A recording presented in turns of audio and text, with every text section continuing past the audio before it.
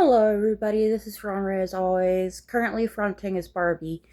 Um, Sometimes it's easier for an alter who was, like mentally present for an event. It's easier for that alter to tell the event, right? But sometimes when fronting specifically, it's harder to tell the event for the alters who have been through it. There is an event we've been meaning to talk about. Um, And so far, I think I'm the only one comfortable enough to talk about it. I wasn't there. Um, but I've heard the story told 1,000 times by my alters to other alters. Um, it was Christmas of 2016. Trump had just won, and I had just quit, I being Ronry. Ronry had just quit. Um, he quit working at a nursing home.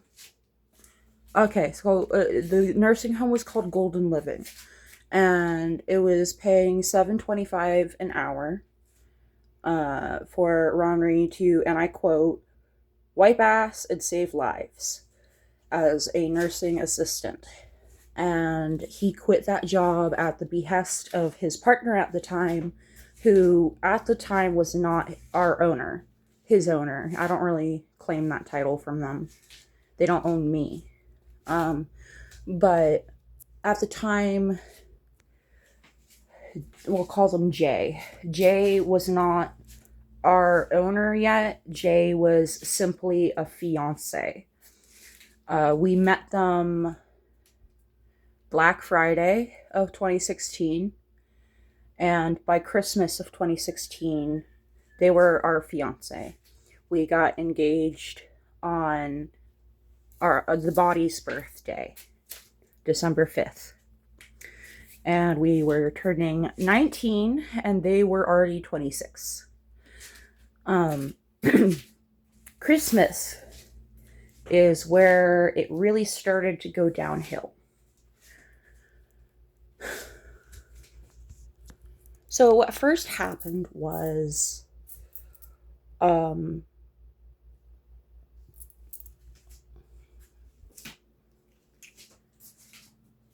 catalyst was the person in the house. Let's call him T. He has multiple personalities. And at the time, Ronry was the only alter who fronted, so we didn't think we still had personalities. We thought they had gone away. We didn't realize that's not a thing that happens. The person in the house, T, he was our best friend Cheyenne's husband at the time. They got married when she was 18, and he was 21. And he was a sweet guy. I still see him occasionally. I see his dad when I go to karaoke night, as well as his brothers, who are as good at singing as the rest of the family, may I say. But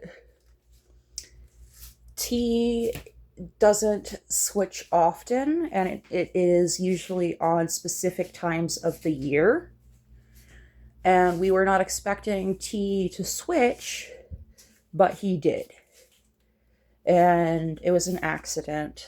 And even the altar he switched to was like, I'm not ready yet. Why am I here? My plan hasn't been completed. And we're like, what plan? And he's like, the plan to take over the world. And so we're having a crisis, because now T's altar, who is saying violent things, and exclusively violent things, he picks up the martial arts knives and is staring at them, squatted in front of the fridge. And the baby kitten, crawled into his lap. And Cheyenne picks up the baby kitten after a second of the altar just staring at the kitten with confusion. Confusion that something would ever be kind to him. And Cheyenne picks up the baby kitten and says, no, honey, that's not daddy right now. And the altar went out into the trailer's yard, and he did some martial arts exercises, and then boom, we had T back, and T was confused. He's like, "What's going on? Why am I in the yard? Why am I holding knives?" And we filled him in, and Jay, who was my fiance at the time, Jay said, let's all pray together. Mind you, I forget before or after T switched altars. I forget if it happened. It probably started before, now that I think about it. I think, yeah, it's coming more clearly. We were snorting Klonopin, and it wasn't even that fun. And for those of you who don't know, Klonopin makes you act like you're mentally disabled, like in a bad way, in an embarrassing way. Except that you're not mentally disabled, so you don't have a caretaker to watch over you, who is used to your bullshit. So your mentally disabled side comes out for a change, and you do all sorts of stupid stuff. Anyway, I went for a walk because I was feeling angry and pent up. I didn't know why. And so I went for a walk. I just kept getting angrier and angrier on this walk. And there was a dog with me. It was technically a stray dog, but it was our stray dog, if you catch my drift. And we fed it, we took care of it and everything. It just lived in the yard. The dog was coming with me, and then we got to the church that was down the road, not very far at all, and it was like I was frozen in my steps. I couldn't take a step further, and the dog started barking and like whimpering and growling as if something dangerous was coming towards us from the woods. And so I don't know if the dog suggesting it caused me to feel this way, or if I truly did feel a presence, but I felt a spiritual presence in that woods, and it was malicious. So I started yelling about how Allah would protect me, and even the powers of Christ compel you to leave. And I turned around, and I took the dog with me, and I went back to the trailer we all lived in. And I opened the door. There's a salt circle. And people are yelling and like shrieking. Not quite screaming, but like short little shrieks. And I'm like, what the hell is going on? And Cheyenne turns to me and said, I forget if she said Johnny got possessed by a demon, or if she said your fiance summoned a demon. But it was one or the other. And I'm like, what are y'all talking about?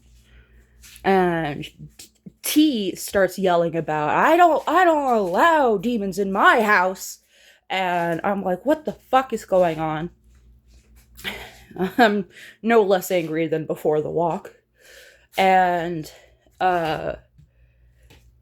Jay says, no, nobody leave the salt circle or the demon will escape. And lo and behold, Johnny leaves the salt circle and he starts acting possessed. And I, to this day, don't know if he just saw an opportunity to do something dramatic, because he's that kind of guy who would prank us like that. And I wouldn't even be mad. It really felt like I was being pranked. But Johnny was possessed and said that he was the demon Astaroth. Sorry if that triggers anybody. I didn't mean to trigger anybody.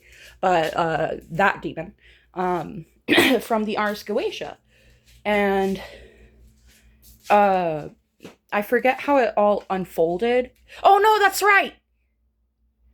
Oh my god. What happened is Johnny was acting possessed, and T signaled to Cheyenne and was like, distract him. And so Cheyenne is holding a conversation with this demon possessing her brother Johnny. And T sneaks up from behind Johnny and does a chokehold with his martial arts skills. Knocks Johnny unconscious, lets him go as soon as he's unconscious, lets him just drop there. And then within seconds, Johnny is back too. And he's like, "What the hell just happened?" in his flamboyant voice that I love. And we explain to him what happened. And Tanner is like, "You need to get Jay out of here now." And I'm like, okay. And Jay was like, hold on a minute. And I was like, what is it? And she's like, "I just want a drink of water." And so we take Jay to the kitchen and she grabs a knife. And we're like, "What are you doing?" And she's like, "I'm going to do the blood magic to seal our fates." Remind you, we're all on Klonopin. And she had done the most Klonopin out of all of us because it was hers.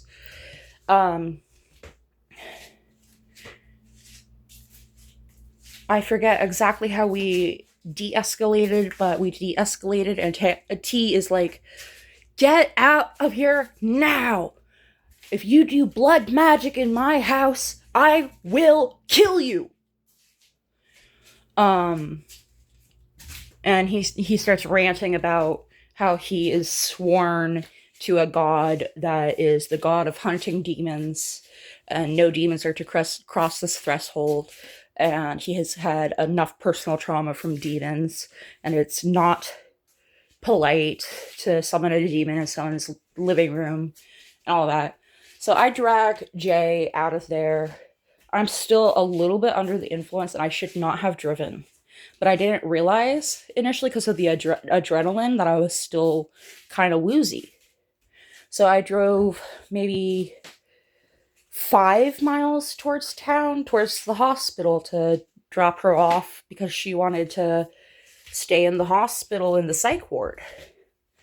And I got 5 miles down the road and I was like, I can't do this anymore. And so we parked and we sat there and we waited for me to sober up. And she kept trying to light a cigarette and she couldn't figure out why it wouldn't stay lit. I drove her back to the trailer and I turn on the light in the car finally when we park outside the trailer. And I see that she's lighting the cigarette backwards. She's that impaired. Anyway, none of us died that night. Nobody truly got hurt unless you count hypoxic injury for a brief second towards Johnny. And who knows, if he was pranking us, he would have gone limp before he went unconscious. So if he was pranking us, then he's fine, you know? And unfortunately, Cheyenne, someone took her life back in December. I think it was December 2nd that they poisoned her. And it was December 5th that they took her off life support to harvest her organs. And I miss her. And I wish she was here to help tell that story. Me, Barbie, I briefly met her maybe 3 times, but she was always sweet to me. And the only people she would ever harm are people who are disrespectful, either directly towards her gay brother Johnny, towards her other family, or unless they're like hurting an animal or something like that. She would never go out of her way to hurt someone who was just minding their business, not hurting a fly. But that's not to say that she wouldn't hurt a motherfucker. Oh, she could pack a pounding. And at her celebration of life, her parents put it best. They said she was our little felon.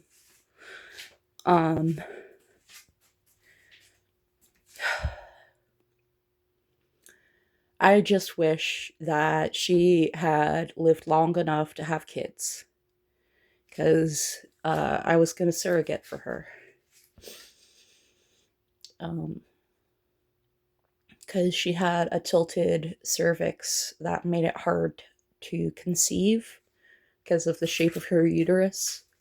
But her eggs were totally viable. So we had a plan that we would take her eggs and whatever man that she ended up living the rest of her life with, after they had been married long enough to try for kids, I was just going to give them whatever babies you wanted.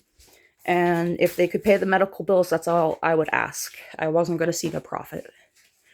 As long as I get to, love on the little baby, love on them, and give them gifts for Christmas and their birthday. But unfortunately, somebody else decided that her life was not worth living. And I hope that he enjoys being in prison for the rest of his life, short that it may be. That was the story of Christmas.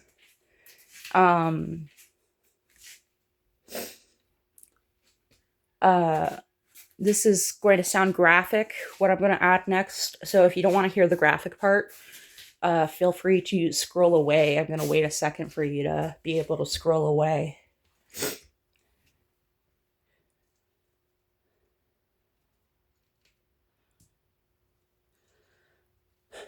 Weeks later was the first time that Ronry got molested by an altar of Jays. The altar in question, his name starts with a B, ends with an L, and is 4 letters long. Thanks for listening. Love you. Bye.